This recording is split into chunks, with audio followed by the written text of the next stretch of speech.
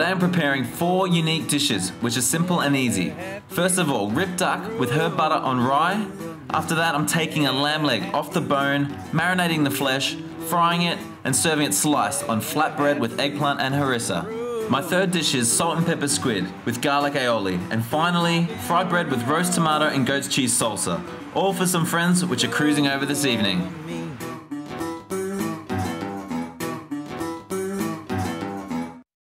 So we're in the kitchen. We don't have a lot of time. Guests are coming in less than 3 hours. So we need to get the duck in the oven as quick as possible. So that's our duck. So I just need to add an orange. Just gonna quarter it up and put it inside the duck. Gives it a nice little citrus hint. So into the duck, 1 orange quartered, and a good bunch of thyme. I'm just gonna give that a little rip. Take some of the leaves off, chuck that straight inside. Also inside the duck, we want some salt. So we'll just put some salt and pepper. And also on the outside of the duck. All you need to do is roast the duck 45 minutes on one side, return it, 45 minutes, and finally 45 minutes, and you'll have a perfectly roasted duck. So I need to add 2 cups of stock to the tray. And as the duck cooks, the stock is going to evaporate away as well as go into the flesh. So just like that, and straight in the oven for 45 minutes. The oven's set at a moderate heat of 200 degrees. So the duck's in the oven, that's gonna take the most time. Another thing that's quite time consuming is the lamb leg, because I'm gonna take the meat off the bone before I cook it. All I got the butcher to do was to take the lamb shank off. The meat on here has a lot of sinew and fat in it, and I can't cook that. It's no good to me. So I got him to take off that and the excess bone at the bottom of the leg. I don't wanna pay for bone. It's important to remove all fat and sinew from the meat, otherwise it'll become tough, chewy and unedible. So as you can see, the lamb leg the meat runs this way. If we slice against the meat, it becomes very tender. A lot of people are scared of lamb leg, they think it's tough, it's unedible. It's not true. We don't need to roast it, we can pan fry it. Okay, so to this, we're gonna add some crushed garlic. A little bit of salt, of course, acts as an abrasive, make it minced garlic.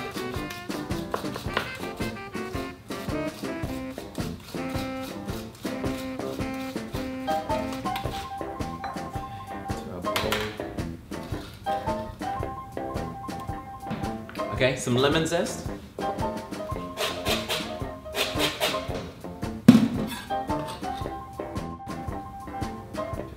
Some fresh thyme. We can just leave the stems on there. I'm gonna take most of the marinade off before I cook it.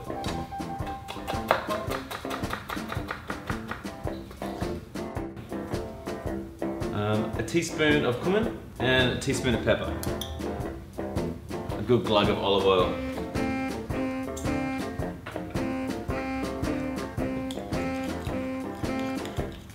Never need to get our hands dirty.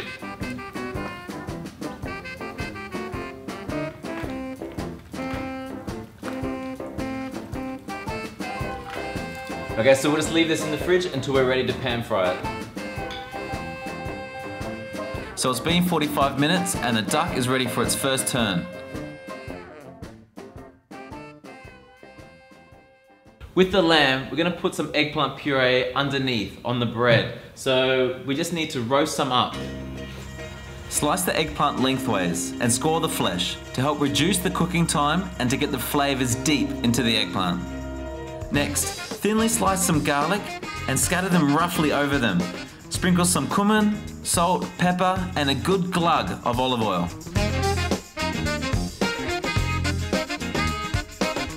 Okay, and into a hot oven. So I've got the duck in there. I'm gonna put the eggplant at the top so it cooks a bit quicker.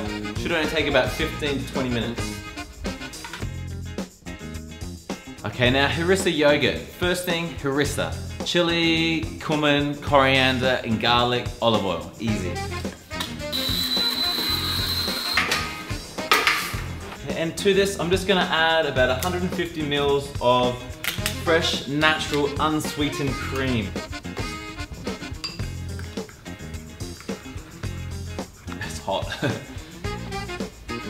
Now that the eggplant is cooked and it's cooled slightly, I just want to take the flesh from the skin. The skin is quite tough and it's difficult to eat, so we just need to use a spoon to scrape out all the meat.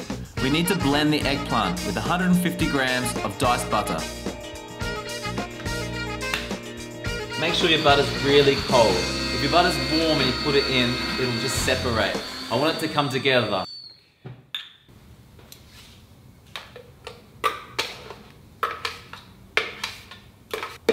Okay, and I'll just pop that into the fridge. Now for the lamb. Heavily season with salt and seal in a hot pan.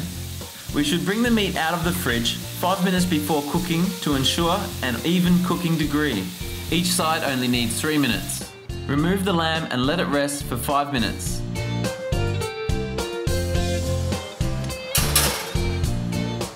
So our bread's nice and crispy, been in the oven for 1 minute. Just need to put on some eggplant puree. It's very important that we slice the meat across the grain. So you can see the grains running up this way. If we slice it this way, it's going to be very tender.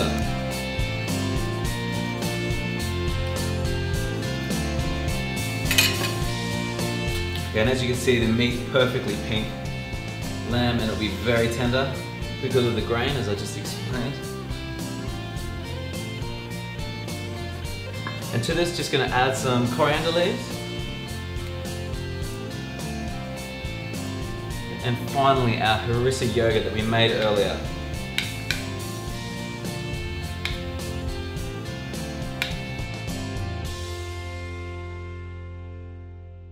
The duck is finished roasting. Remove from the oven, and once it's cool enough to handle, strap on some gloves and start ripping the flesh apart, ensuring to remove all bones and skin. Add some pan juices to the meat and mix well.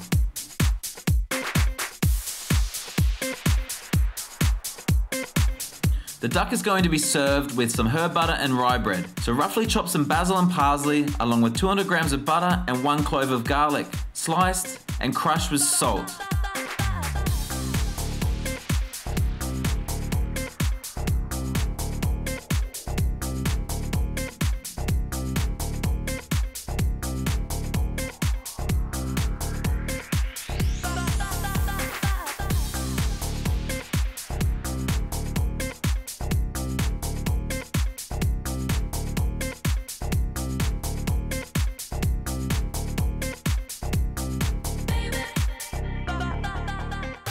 It's time to clean the squid, which is quite a messy job. Okay, so first of all, we have our squid. We have these 2 wings.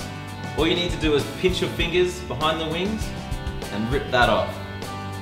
Rubbish. We need to pull. We can pull the squid legs out from the body. We need to pinch our fingers behind the skin and just pull down on that. Rubbish. Oh, and out comes the backbone from the squid. So we have these 2 pieces. Okay, first of all, the legs. We can discard the long tentacles, and we have these 2 eyes to the squid.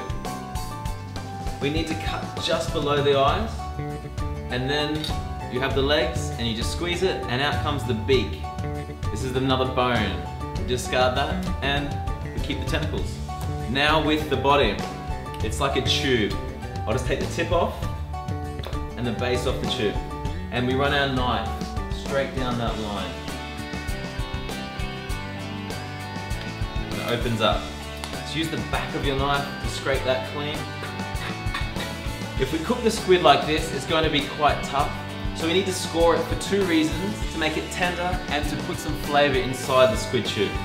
Okay, so with a very sharp knife, just using the tip of your knife, not cutting all the way through, and the same the other way. So that's one squid tube, cleaned and scored. I'm going to deep fry the squid, so I need a batter. In a bowl, add a can of soda, zest of 2 limes, Szechuan pepper, 150 grams of corn flour, and whisk well. Before the squid goes into the batter, it needs a coating of flour. So to 100 grams of corn flour, add a pinch of salt and a pinch of Szechuan pepper. We need to fry the squid in batches to prevent clumping. Cover around 15 pieces in the seasoned flour. Give it a good shake to remove any excess before it hits the batter.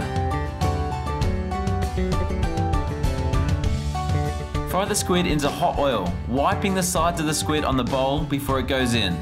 Make sure the squid keeps moving to prevent it sticking together. After a minute, remove the squid onto paper towel and allow it to drain. The squid must be served immediately, as once it's cool it can become very tough. Garnish it with wedges of lime, aioli, coriander and sliced chili.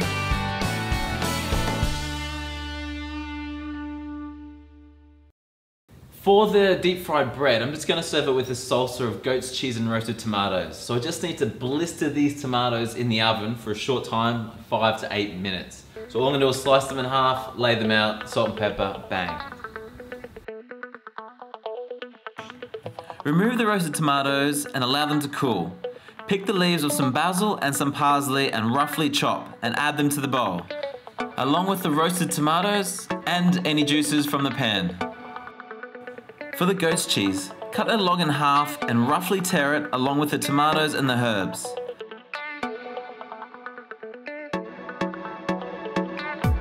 Add some olive oil and combine the salsa.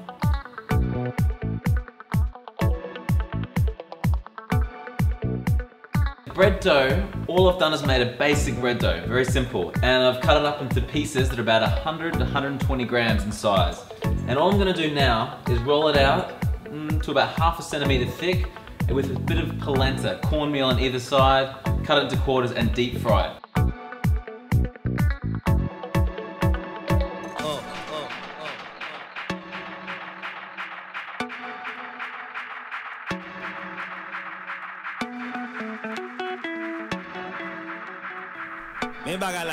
The bread only requires a minute on each side before moving onto some paper towel to dry.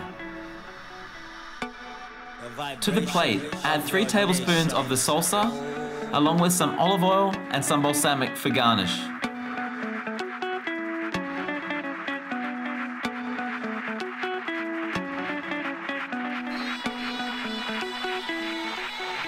All the dishes are ready and everyone's arrived. Now I just have to get out and join them.